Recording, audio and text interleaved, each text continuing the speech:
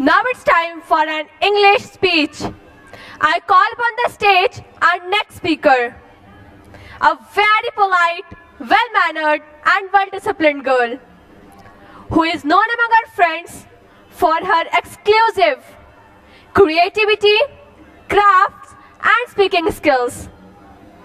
Please give a warm welcome to Afshin Parveen of Standard 8A to enlighten us on Islamic concept of sovereignty and human accountability.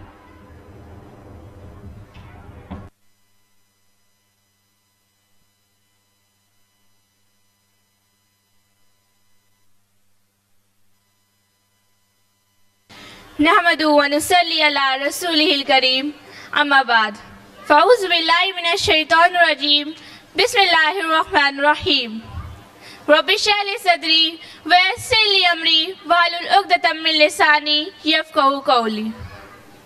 The guest of honor of this occasion, the chairman sir, the manager sir, the principal ma'am, able teachers and my dear brothers and sisters, all the respected guests in this gathering, to you all I greet in the best mode of greeting by saying Assalamu alaikum wa rahmatullahi wa barakatuh. May the peace, mercy and blessings of Allah subhanahu wa ta'ala be upon all of you. My name is Afshin Parveen, student of class 8A, and I am going to be speaking to you today about Islamic concept of sovereignty and human accountability. I began my talk with one of the famous couplets of Allama Iqbal. Sarwari Zeba फ़क़त उस ज़ाते बेहमता को है, हुक्मरां है एक वही, बाकी बुताने आज़री. You know, sovereignty means supreme power or authority. This supremacy and autonomy belongs to the Almighty only. If it is claimed or acquired by a particular person or a group of persons, turmoil and anarchy will prevail. Nobody is free from biases and flaws. We see and observe that ideological and cultural clashes are very often amongst various religious entities. The only solution to this problem is to accept the sovereignty of Allah subhanahu wa ta'ala. Nothing is eternal in this world. It was He alone who existed even when there was nobody and nothing in this universe. It is only He who will remain alive when everybody and everything will destroy on the doomsday. As we know very well that Firaun proclaimed, mentioned in Surah Naziyat, Surah number 79, ayah number 24. Ana Rabbukumul Ala. I am your Lord, the Most High. He literally claimed himself to be a sovereign ruler and a lawgiver. Let's think and analyze whether we are on the right track of Tawheed-e-Hakimiyat or indulged in Shirk fil-Hakimiyat. Allah subhanahu wa ta'ala says in Surah An'am, Surah number 6, ayah number 57. Inil hukmu illa lillah. The command rests with none but Allah. The same message in negation has also been repeated in Surah Kahf, Surah number 18, ayah number 26. Wala yushriku fi hukmihi ahada.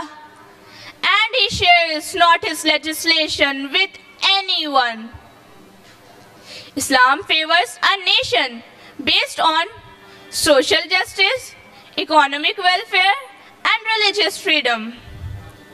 I am convinced that Islam is not a barrier, but instead a facilitator of peace, justice, and tolerance in the world.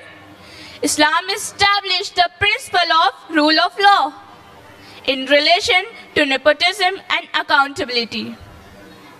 It is narrated on the authority of Hazrat Aisha Radhiyallahu anha The people of Quraysh worried about the lady from Bani Makhzum who have committed theft. They asked who would intercede for her with Allah's apostle, peace be upon him.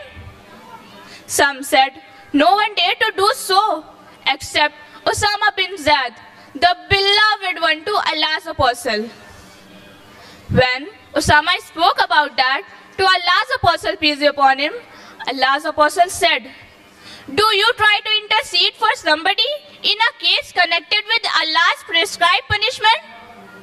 Then he got up and delivered a sermon saying, "What destroyed the nation preceding you was that if a noble amongst them stole, they will forgive him. And if a poor person amongst them stole, they will inflict Allah's legal punishment on him. By Allah, if Fatima, the daughter of Muhammad, my daughter stole, I will cut off her hand." Sahih Bukhari, Volume 4, Book 56, number 681. Let me explain the right concept of governance as per the Islamic teaching. In Islam, politics cannot be separated from religion.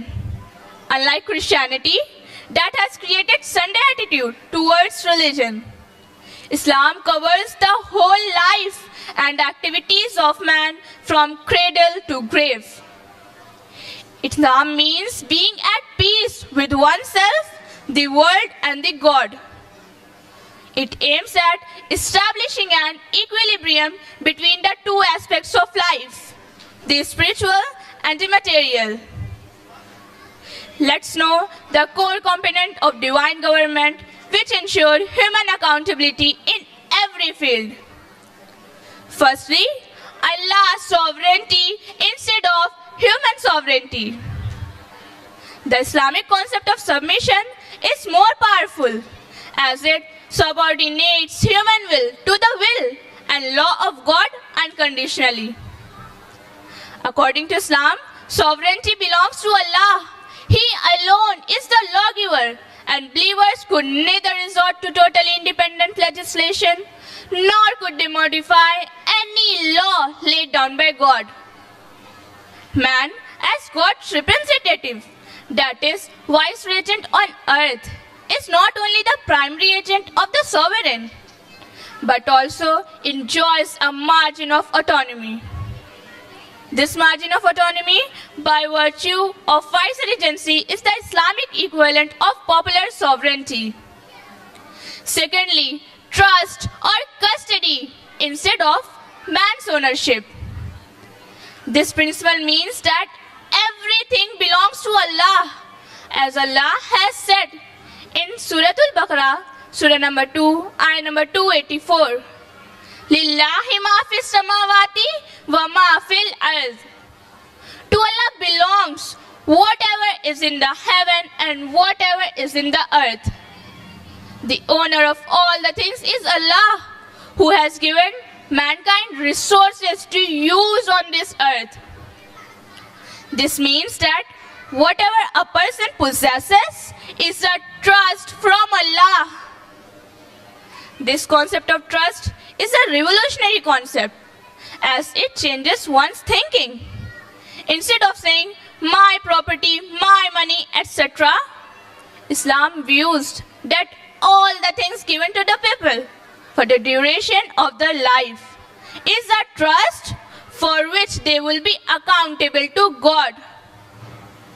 This idea discourages the feeling of selfishness and greed of money and wealth. Thirdly, social equality of mankind. The third corollary of Tawheed implies that all human beings have a social equality. There is no person superior or inferior. All these class systems based on color, race and caste are a result of man-made philosophies due to man's weaknesses. At the social level, principle of Tawheed is mentioned in the Quran, Surah Nisa, Surah number 4, ayah number 1. Ya ayyuhan nasu ttaqu rabbakumul ladzi khalaqakum min nafsin wahida وخلق منها زوجها وبث منهما رجالا كثيرا ونساء واتقوا الله الذي تساءلون به والأرحام إن الله كان عليكم رقيبا. O mankind, fear your Lord who created you from a single being, and out of it created its mate, and out of the two spread many men and women. Fear Allah is whose name you plead for rights and heed the ties of kingship. Surely Allah is ever watchful over you. This signifies that whole human races have a social equality. In Islam, there is no such division as we have made by copying the Hindus and their caste system. Allama Iqbal asks Muslim eloquently, "You to Sayyid bhi ho, Mirza bhi ho, Afghan bhi ho. You to Sayyid bhi ho, Mirza bhi ho, Afghan bhi ho. Tum sabhi kuch ho, batao, Musalman bhi ho." The basis of superiority in the sight of Allah is only righteousness and piety. I would like to quote Prophet Muhammad's address at the farewell pilgrimage, where the Prophet, peace upon him, said, "An Arab has no superiority over a non-Arab, nor a non-Arab over an Arab. Neither does a white man possess any superiority over a black man, nor a black man over a white one, except in the point of piety." Islam hasn't confined itself only to the theory. Rather, it talks on practical ground. The welfare state based on absolute sovereignty of Allah subhanahu wa ta'ala has already been established by our beloved Prophet Muhammad, peace upon him, 1450 years ago. This legacy was then cherished and continued on the prophetic methodology during the reign of rightly guided caliphate. While advising his fellow congressmen on leading the life of simplicity in this era of fashion, Mahatma Gandhi wrote in his weekly journal Harijan, issued dated July 27, 1927. "I cannot present before you the examples of Shri Ramchandra and Shri Krishna, as they are not personalities recognized by history. I cannot help but present to you the name of Abu Bakr and Umar Radhiyallahu Anhuma. They were the leaders of vast empire, yet they lived a life of austerity. Prophet Muhammad, peace be upon him, brought about a complete revolution and established a society based on these principles. He did not only teach these principles and laws, but he also practically operated and applied in the society. There were not changes only in one sector, but changes in political, social, economic, judicial, spiritual, and educational sector were taking place. I have enough evidence to prove my point. Any person who knows the history is bound to accept this fact. He cannot deny. For instance, many historians of 20th century accept this fact, including Dr. Michael Hart in his book, The 100. He criticizes the 100 people who have brought about a complete revolution and established a society based on these principles. He says he was the only man in history who was supremely successful in both religious and secular level. As they will in his book, Concise History of the World, he criticizes the different aspects of Prophet Muhammad, peace be upon him, life. There is no doubt that he had much hatred for the Prophet. But when he quotes the last sermon of Holy Prophet, he writes, although the sermon of human freedom, fraternity and equality were said before, we find a lot of these sermons in Jesus of Nazareth.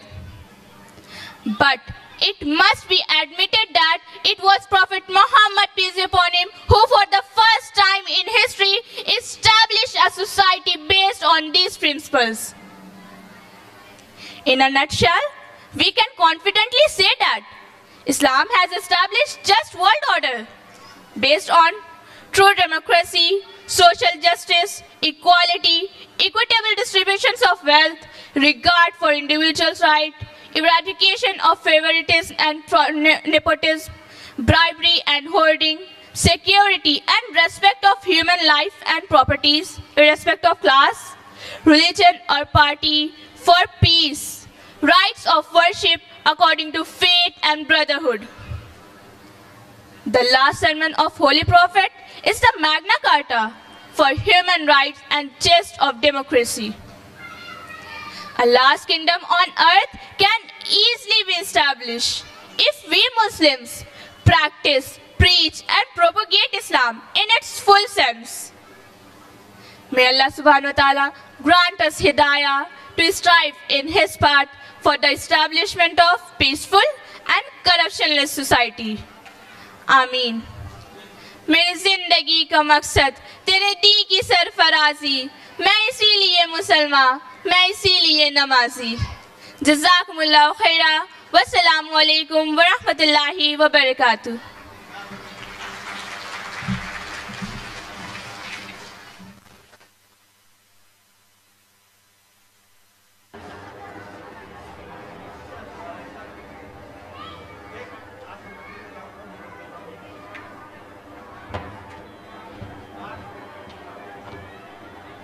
Jazakillah khair, Sister Afshin. Allah subhanahu wa ta'ala says in the Quran, in Surah Nahl, Surah number 16, ayah number 18. If you try to count Allah's blessings, you could never count them. Do we express gratefulness to Allah subhanahu wa ta'ala for every small and big favor that He has bestowed upon us?